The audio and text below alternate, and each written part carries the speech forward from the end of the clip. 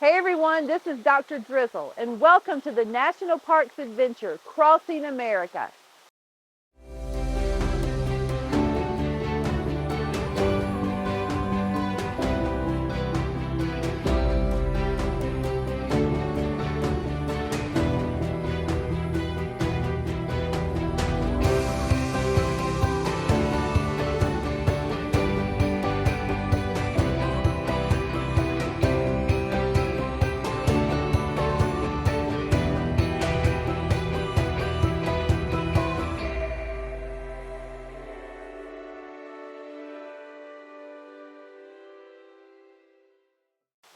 So today we're at Pipestone National Monument in Pipestone, Minnesota. A special thanks to the National Park Foundation for allowing us to be here today. And today we're going to meet our new ranger friend, Ranger Gabby.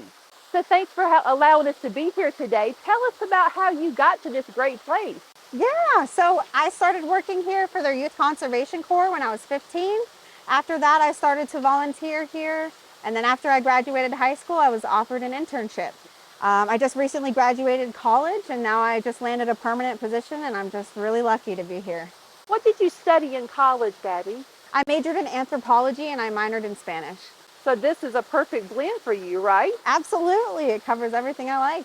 Well, I know that when you were younger, you actually came here. Tell us a little bit about that story. Yeah, so my father is a medicine man, and we have a piece of land here that we use for special permit access, so people can come here and do their ceremonies. And my father was one of those people. So I've been coming here since I was a baby to do ceremonies, so I have a strong spiritual connection to this site. And you're from a very large family. Can you tell us a little bit about that? Yeah, I have 14 older siblings, so I'm the youngest. I have 9 older brothers and 5 older sisters. We're all pretty close, and we all practice the same traditions. This is a very special place. And before we came on camera, you talked about this was a peaceful place. Yeah. So tell us about the peoples that lived here and that still live here today. Absolutely. So for over 3,000 years, Native Americans from all over the country have been coming here to quarry the Pipestone to use in ceremonial usage pipes. And this was a peaceful place and it was open for everybody. So this wasn't just one group of people's place. So even enemy tribes would come here from all over and they wouldn't fight. Everyone recognized that this sacred spot was for everybody. Well, it's called Pipestone, and there's a reason for that. So Yeah. tell us about the quarrying and what they came to get and what types of rocks are here. Sure. So here in the park, we have 2 different types of rock. We have the pipestone, which is where the town got its name from. That's just a generic term for any stone that can be carved into pipes. And the pipestone here was the one that has the most spiritual connection and the most amount of cultural history associated with Native American ceremonial usage. So this is one of the best places to get some pipestone in order to use for pipes in the country. The second stone that we have here is the Sioux Quartzite, and you can actually see that behind us at the Winnewissa Falls here. And that stone is about as hard as steel. So when people come here to quarry, they actually have to dig through this steel-like rock in order to get down to a very thin vein of pipestone. And it's all done by hand, so no power tools are permitted here, and it's still an active quarry site today, and Native Americans can come here to get pipestone for ceremonial use. When did this place become a national monument? When did the National Park Service enter the picture? So the National Park Service entered the picture in 1937. That's when it became a national monument. In the early 1800s, after non-Indigenous explorers came through here, they were moving Native Americans onto reservations. In 1858, a treaty was signed with the Yankton Sioux tribe. They agreed to move onto a reservation only if we still had access to these quarries. So because of that treaty, Native Americans were able to have 1 square mile piece of land, actually around the Nicolay marker, which is just up there. That land was made into a reservation. There was a boarding school here. And shortly after that, the reservation became dissolved. And there was no protection for this park after that. One of the locals, Winifred Bartlett, actually pushed for this place to become a national monument so that the federal government would be mandated to regulate Native Americans' rights to quarry here. So kind of a controversial history, but I'm glad it ended up that way. Well, I know that you work towards educating people to get past the past Yes. narrative. What does that mean? So a lot of the times when we talk about Indigenous history or Native American history in this country, it's always in the past tense. That narrative is in the past. And it doesn't really give people a good picture of what Indigenous culture looks like in present day. So what I do at this park, what I try to do every day, is try to expose people to culture and Native American culture and the spiritual beliefs so that they realize that it's still a prominent thing today, that Native Americans are still here and it's not just a thing of the past. We're still practicing our ways and we're still here coring after 3,000 years. So I just try to spread that information and give people a piece of reality that they can take home. Well, we're here in October of 2022, and we've just had a beautiful celebration here yesterday. Yeah. Tell us what that looked like. All right, so our Indigenous Peoples Day celebration was yesterday.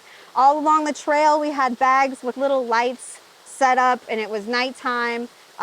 Along the trail, we had Indigenous artists, so we had singers and dancers and storytellers set up along the trail so that when visitors came through, they could see different forms of Indigenous art, and they could walk and enjoy it and kind of be in the peace. So it was really great. Why is it important for you to be here? I believe it is important because, so I'm a member of the Yankton Sioux tribe, so the tribe that did sign the treaty with the United States government. And our people were the prominent guardians of this place for the last 300 or 400 years. So I feel that it's important for me personally because I feel like I have such a strong connection to this place, not only with my heritage, but with my spiritual beliefs and just the way that I grew up. So I want to be the one to tell the story. I want to be here to share that story with people. And I think that's important, that the people that were here and the people that are still here are the ones telling the story so that we're really listening. Absolutely. We're in front of this beautiful waterfall that I understand has been cut down a little bit from what it used to look like. Yes. But we know that there's also some possible issues with water here. Tell us a little bit about that. Yeah, so unfortunately, our water is highly, highly contaminated. So if you do accidentally touch the water, you're supposed to wash your hands afterwards.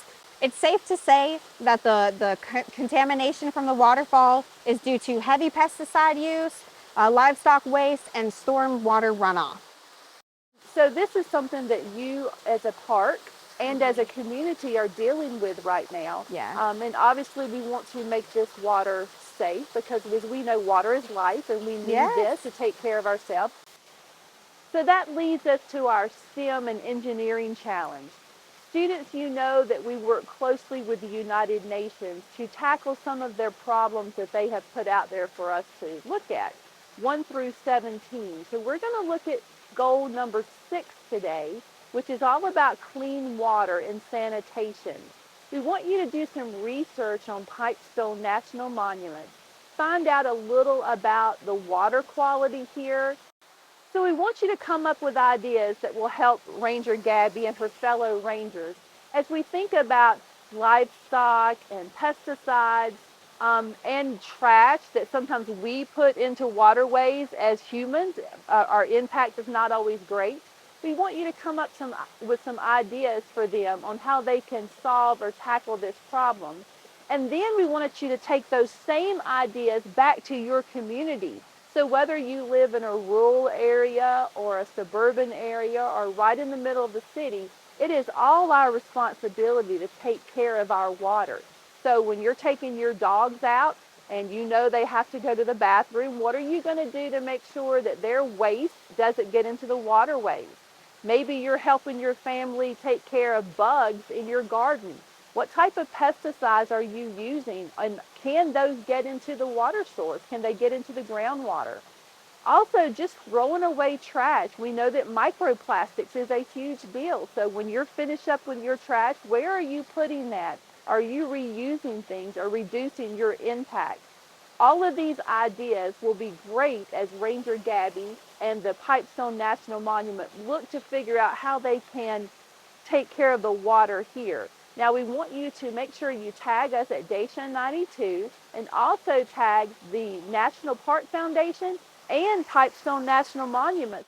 Because Gabby, I know that you're excited to see what these kids will come up with, right? Absolutely. We love engaging students to solve the world's problems because as adults, we've not done a great job with it. And we know that it's up to them to make a difference. So we want to help them get started with this by working with Pipestone National Monument. Yeah. They're sitting in their rooms right now, or some of them may be home or doing this virtually at home. They want your hat. And I know that sounds kind of selfish, but they would like to work at the national parks. Can you look into that middle camera and possibly give them some ideas on how they can become a park ranger later on? Yeah. My biggest advice to you would be to go to the nearest national park site and just volunteer. Make connections, make friends with the staff, and just put your effort into that because it'll pay off. It will. That is great advice. Kids, you heard that. We encourage you that whatever you're passionate about, figure out how that aligns with what you're studying right now, and you too can be a national park ranger just like Ranger Gabby, and possibly even work at Pipestone National Monument someday. Remember, there's over 424 national park sites around the country. This is one of the most special ones, we believe. Thank you so much for allowing us to be here today. It's been a great day. This is absolutely beautiful. I can understand the idea of feeling peaceful here and understand that when people come here, they will lay down their weapons, their problems, put things aside that's been worrying them, and just think about how we can be good humans to each other. So thank you for having us. Thank you for having me. I appreciate it. So on behalf of the National Park Foundation, Dr. Drizzle, Pipestone National Monument, and Ranger Gabby, we are out of here. Have a great day.